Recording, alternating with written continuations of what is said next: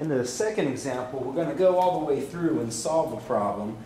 This time we got rid of the guy pulling the string, but we did add friction to the problem.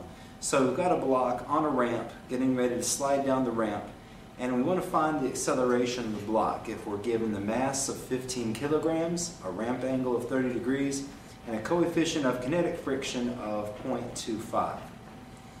So just like we saw a minute ago, we draw our axis on the actual picture itself, and then we'll draw a set of axes right here that we can actually work from to solve the problem and make our x and y equations. We'll draw the weight going straight down, and we can see that since the ramp is pointed this way, this actually places the vector to the right of the y-axis. So I'll come here and draw my vector to the right of the y-axis. That would be mg.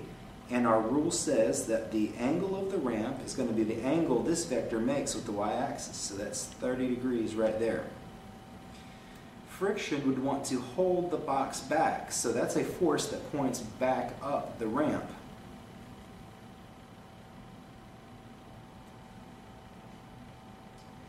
And then normal force, of course, goes straight out of the ramp,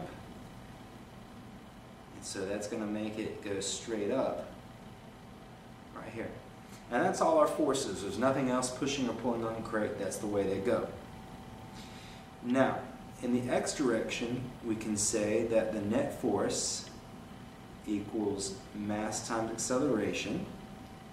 In the y direction, we can say that the net force equals 0, because setting the axes up this way makes it so that any acceleration is always along the ramp. That's the x direction. The box is neither moving off the ramp or into the ramp, and so in the y direction, as we've defined it, the box is not moving. So that's where the 0 comes from. We'll say that down the ramp and up, we'll let up and to the right basically be our standard positive directions. This is what it looks like in the tilted frame of reference. In an upright frame of reference, it looks like that. So that means that mg, now we've got an angle here, so that's going to be sine 30 is equal to, well, we've got to put the friction in here, minus F equals ma. Over in the y direction, what we have is normal force minus mg, and as you look in the y direction, that's going to be adjacent, so that's going to be a cosine theta equals 0. So the normal force is equal to mg cosine theta, and if I plug in the mass of 15 and I use the approximation of 10 for little g, times 10 times the cosine of 30, that's going to give me a normal force of 130 newtons that I can use later on in the problem over here. mg sine 30, by the time you put the 15, and again we're using 10 for g to simplify our calculations, times the sine of 30, that's going to give us 75.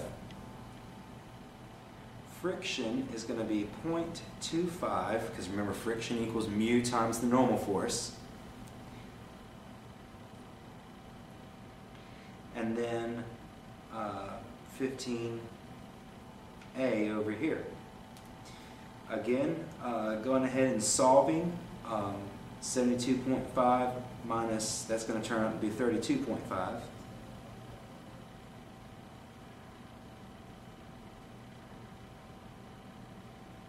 And then by the time we subtract and divide both sides by 15, we'll get that the acceleration is going to be 2.2 meters per second squared.